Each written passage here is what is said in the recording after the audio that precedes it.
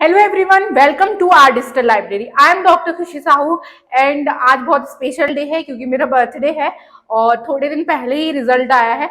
तो बहुत से लोगों की मुझसे कुछ कमेंट्स थी कि मैम आप किस तरीके से पढ़ते हैं, आपकी स्ट्रेटेजी क्या होती है, हमें बहुत ज़्यादा कठिनाई जा रही है। और यहाँ तक कि कुछ लोग ऐसे भी थे जिनको एक दो बार बैक आ गई है तो उनका बीएमएस को स्किप करने का भी प्लान बन गया था। तो उनको किस तरीके से हमें मैंने ट्रैक पर लेके आई और उन लोगों ने आगे अपना अच्छा गेन किया, वो मैं आपको इस वीडियो में बताना चाहती हूँ। क्योंकि पर्सनली सबको कमेंट करना बहुत ज्यादा मुश्किल होता है, इसलिए मैंने सोचा कि एक वीडियो ही इस पर बना देनी चाहिए कि हमें किस तरीके से एकदम रिलैक्स रहकर स्टडी करनी है, चाहे वो अभी के लिए हो या आगे कोई भी कॉम्पिटिटिव एग्जाम हो। आपको किसी भी प्रकार की स्ट्रेस नहीं लेनी है। तो बात करेंगे कि एग्जाम के लिए प्रिपरेशन कैसे करें। तो जैसे कि जैसे जैसे आप सब्जेक्ट्स पढ़ रहे हैं उसमें से आपको ये पता होना चाहिए कि हमें कंपाइल कैसे करना है, किन टॉपिक्स पर ज्यादा फोकस करना है। क्योंकि आपको पता है आपकी मंजिल क्या है, आपको एग्जाम देना है, उसमें अच्छा स्कोर करना है, बट आपको ये नहीं पता कि रास्ता कौन सा, हमें एक अच्छा ट्रैक चूज करना है जो उस मंजिल तक बिना यानी कठिनाई के अच्छे से पहुंचा सके। तो सबसे पहला आपका टारगेट होना चाहिए कि किसी भी सब्जेक्ट का आप क्या करें, उसका कंपाइलेशन निकालें कि कंपाइल करके ऐसे टॉपिक निकालने हैं आपको जो कि बार बार 4 से 5 साल में रिपीट हुए हों।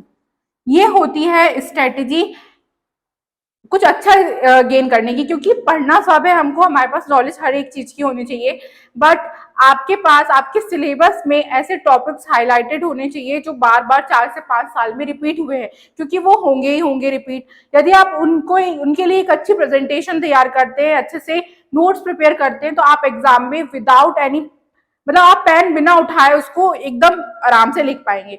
दूसरा आता है कि इससे आपको ये फायदा होगा कि एग्जाम में जो टाइम ड्यूरेशन होती है, टाइम की वजह से लोगों के मेजर क्वेश्चन छूटते हैं, वो भी यहाँ पर नहीं छूटेंगे। क्योंकि आप जब बार बार वह टॉपिक पढ़ा हुआ होगा तो आपके दिमाग में और हाथ की स्पीड सेम होगी, तो बहुत कम समय में आप उन टॉपिक्स को कवर कर सकते हैं। क्योंकि आज तक का मेरा रिकॉर्ड रहा है कि मेरे कोई भी क्वेश्चन टाइमिंग की वजह से नहीं छूटे। तो ये इसलिए क्योंकि जब वो टॉपिक सामने आया तो हमारे लिए एकदम नोन टॉपिक था, उसमें हम बस जो पढ़ा हुआ है वो लिखते गए। यदि आप सारा बुक से पढ़ने की कोशिश करेंगे तो उन टॉपिक्स को आप अच्छे से एक्सप्लेन नहीं कर पाएंगे और उसमें मार्किंग बहुत कम हो जाती है। अब किसी भी प्रकार की कोई भी चिंता नहीं करनी, first year, second year, third year और फाइनल ईयर सबके लिए ये वीडियो लागू है।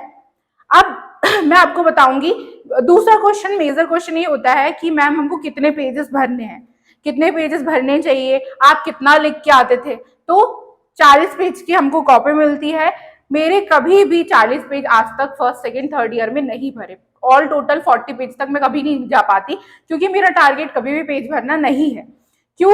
क्योंकि मेरे अनुसार पेज भरने से आपके मार्क्स नहीं मिलते। बहुत से ऐसे लोग होते हैं जो 40 पेज लिख के आते हैं, इवन जो लास्ट का वाइट पेज होता है उसमें भी लिख देते हैं, लेकिन ऐसा वहां से मार्किंग नहीं होती है। क्योंकि टीचर का कॉन्सेप्ट ये है कि उनको दिखने चाहिए, जो क्वेश्चन पूछा गया है उसके उनको टॉपिक्स दिखने चाहिए, दैट्स इट। तो पेज भरना यहाँ पर कोई इशू नहीं है। फिर भी यदि किसी को बहुत ज्यादा दिक्कत हो तो मैं अभी आपको एक लाइन से एक्सप्लेन करूंगी आपको कैसे लिखना है।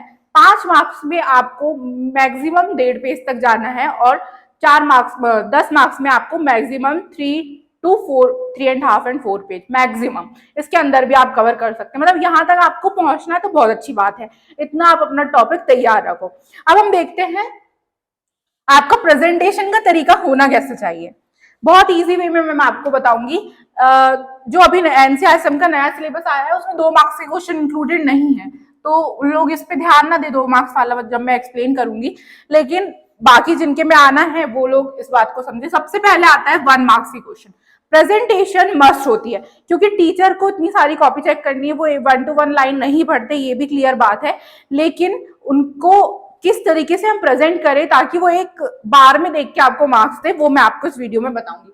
1 मार्क्स के जो क्वेश्चन आते हैं, यानी हमारे जो एमसीक्यू टाइप आते हैं, उसमें आपको कभी भी क्वेश्चन पूरा लिखकर फिर एमसीक्यू का आंसर नहीं देना है कि बहुत सुंदर दिखेगा, ये बहुत गलत तरीका होता है और टाइम कंज्यूमिंग है। आपको डालना है क्वेश्चन नंबर 1, मान लीजिए आपका आंसर है डी, तो ऐसे डी लिख के भी नहीं छोड़ना है, क्योंकि एग्जामिनर जो है आंसर शीट चेक करने वाला जो टीचर है वो आपका ये डी ए सी ये नहीं देखेगा, उसको चाहिए आंसर। मान लीजिए किसी का आंसर है वात, वात धातु, तो ऐसे लिखिए आप डी वात, ऐसे पूरा पूरा अपने आंसर लिखना है। फिर एक लाइन स्किप करनी है। 40 पेज की कॉपी होती है और दूसरी कॉपी नहीं मिलती, तो बहुत लोगों की स्ट्रेटेजी होती है हम पेज बचाएं, आराम से पेज बचेंगे। पहला पेज आपको पूरा पूरा एमसीक्यू के लिए देना है, यानी 1 लाइन स्किप करनी है, फिर सेकंड का आंसर, फिर 1 लाइन स्किप पूरा पूरा आंसर लिखना, देन थर्ड, देन फोर्थ, इस तरीके से आपको 20 लिखने। अब कैसे, जब आप लोगों को कॉपी मिल जाती है, जब वो फिल करने के लिए देते हैं और आंसर क्वेश्चन पेपर मिलने में हमको थोड़ा टाइम होता है, तो उसके बीच आप ये 20 नंबर डाल के रखिए, तो आपका ये डालने वाला पॉइंट वहां पर बच जाएगा। जल्दी जल्दी आप आंसर कर सकते हो, गलत भी नहीं होगा। ठीक है, फिर आते हैं 2 मार्क्स के लिए। तो एनसीआरएसएम का जो नया सिलेबस आया इसमें 2 मार्क्स के इंक्लूडेड नहीं है, पर पहले वालों के लिए मैं बताती हूँ।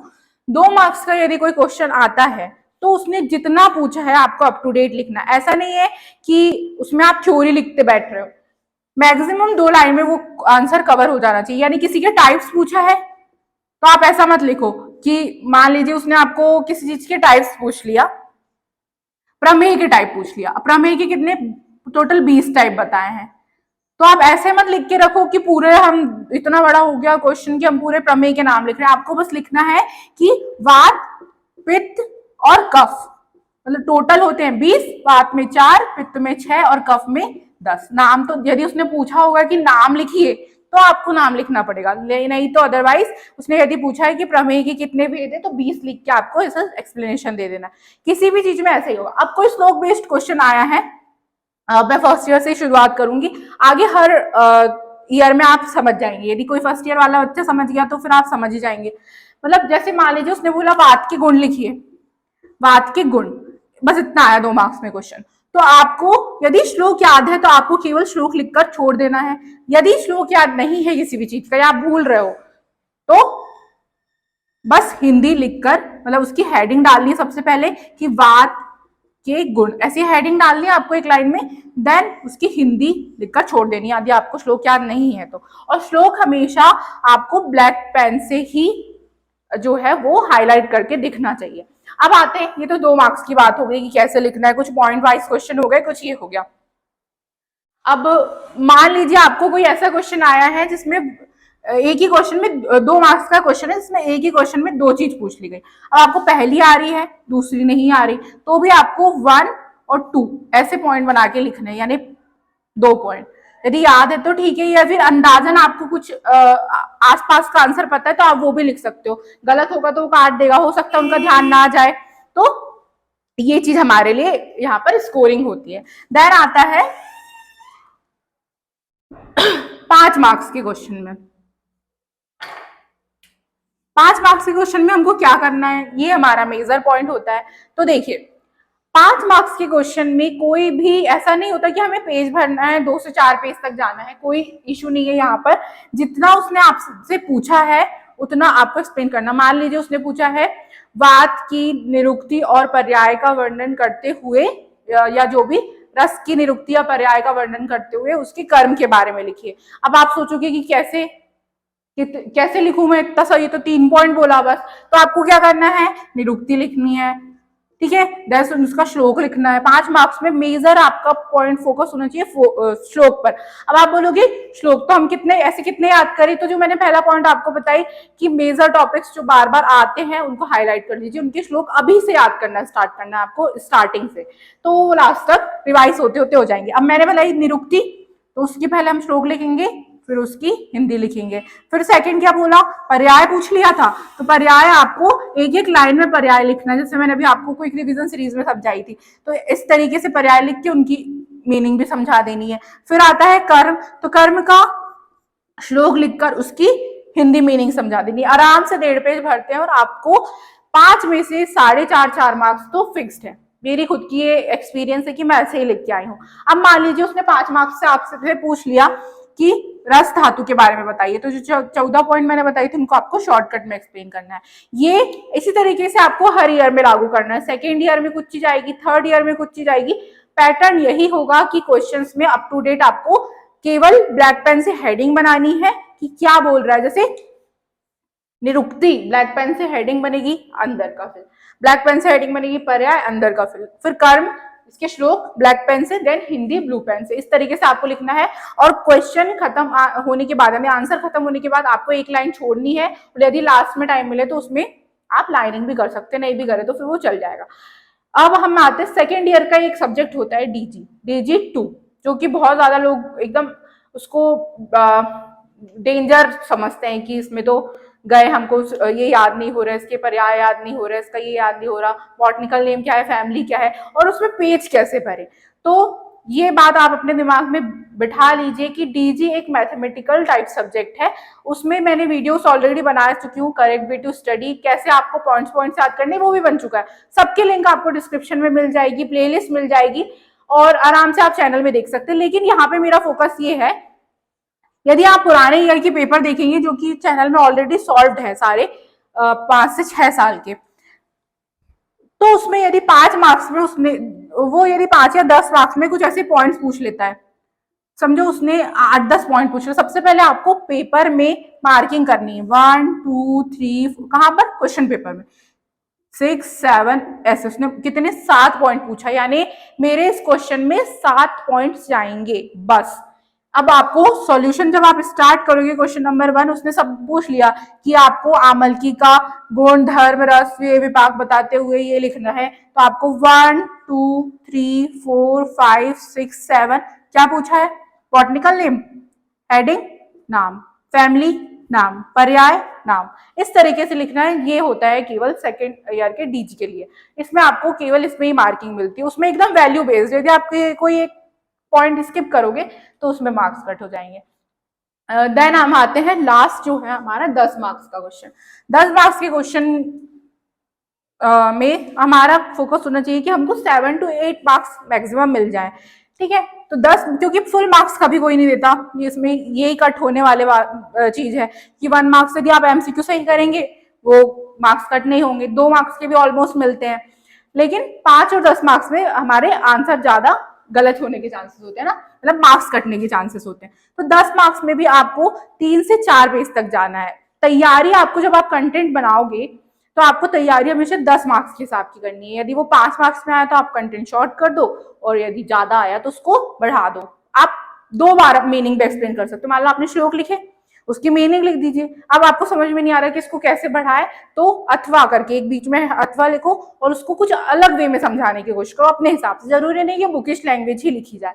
वैसे 10 मार्क्स का कंटेंट इतना होता है, इतना क्वेश्चन में होता है कि आप आराम से 3 से 4 पेज लिख सकते हो, बट आपकी प्रैक्टिस होनी चाहिए। अब 10 मार्क्स में ज्यादातर क्वेश्चन कैसे देते हैं वो कि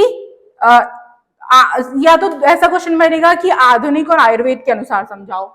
मान लीजिए उसने दिया है निद्रा, निद्रा टॉपिक हम शॉर्ट में समझते हैं। अब इसका आधुनिक और मॉडर्न अनुसार वर्णन कर, मतलब आधुनिक यानी मॉडर्न ही होता है, और आयुर्वेद के अनुसार वर्णन कीजिए। तो आपको कैसे लिखना है, निद्रा, सबसे पहले हेडिंग, और इसके ब्रैकेट में आप लिख दो, जिसका इंग्लिश पता है तो स्लीप, ठीक है। अब पहले आपका पॉइंट बनेगा कि आयुर्वेद अनुसार, ऐसे आपको ब्लैक पेन से हेडिंग बनानी, आयुर्वेद अनुसार। फिर आपको इसमें लिखना स्टार्ट करना है कि निद्रा की परिभाषा क्या है, कितने टाइप से, ब्ला ब्ला ब्ला, हो गया। अब ये तो 5 मार्क्स के हिसाब से यानी अपने को कितने पेज भरने हैं, 1.5 पेज आयुर्वेद पोर्शन, है ना। अब मॉडर्न भी 5 मार्क्स का आयुर्वेद हो गया, 5 मार्क्स का मॉडर्न हो गया। तो अब आप डालोगे आधुनिक मत अनुसार, यानी या तो आप ऐसे लिख सकते हो मॉडर्न एस्पेक्ट, फिर आप यहाँ पर लिखना शुरू करोगे स्लीप, इस तरीके से। जैसे मासानुमासिक वृद्धि कर्म आ गया, या हम 3rd ईयर की बात करें तो प्रसव के बारे में आ गया, वो पूछ देता है नॉर्मल लेबर, यानी आधुनिक के अनुसार करिए। तो आपको इसी तरीके से पैटर्न फॉलो करना है, ये बहुत अच्छा वे होता है। यदि किसी टॉपिक में डायग्राम है, स्पेशली एनाटॉमी में और स्त्री प्रसूति के कुछ टॉपिक्स में डायग्राम्स होते हैं, तो आपको स्पेशली डायग्राम के लिए, यदि आप समझ में आ रहा है कि हमारे पास बहुत पेज बचे हैं, तो या तो उसको साइड में कंपाइल कर लीजिए, या फिर उसको नीचे अच्छे से एक्सप्लेन कर दीजिए। तो उसमें आप कम भी लिखोगे तो डायग्राम के बेसिस में आपका आंसर जो है वो मार्किंग जो है वो हो जाती है। तो यही मेरी स्ट्रेटेजी थी। अभी हो सकता है मुझसे कुछ पॉइंट्स स्किप हो गए हो, तो आप मुझे कमेंट में या फिर व्हाट्सएप पे मैसेज करके पूछ सकते हैं, आप कॉल भी कर सकते हो, यदि मैं फ्री रहूंगी तो मैं आपको जरूर आंसर दूंगी। और चरक या संहिता के लिए जो बार बार मेरे पास क्वेश्चन आते हैं कि हम कैसे रिवाइज करें, स्पेशली चरक चिकित्सा, तो कुछ कंपाइल नोट्स हैं जो पीजी के वो अवेलेबल है, जैसे लोधी सर के नोट्स बहुत अच्छे हैं, भारद्वाज सर के नोट्स बहुत अच्छे हैं, तो उनमें से आप एक बार बुक से आपको संहिता से पढ़ना है, लेकिन बार बार उस चैप्टर का रिवीजन, उन योग का रिवीजन जो है वो आपको लोधी सर के नोट्स जो पीजी के हैं उससे आप रिवाइज कर सकते हैं। यदि आपके पास अवेलेबल ना हो तो हमारे टेलीग्राम ग्रुप्स, व्हाट्सएप ग्रुप में अवेलेबल है, और या तो आप हमें कमेंट करके भी बता सकते हैं, हम आपको अवेलेबल जरूर करवाएंगे। और भी कोई डाउट हो, यदि मुझसे छूट गया हो क्वेश्चन, तो आप पूछ सकते हैं। Thank you so much. Stay connected with our digital library for more videos.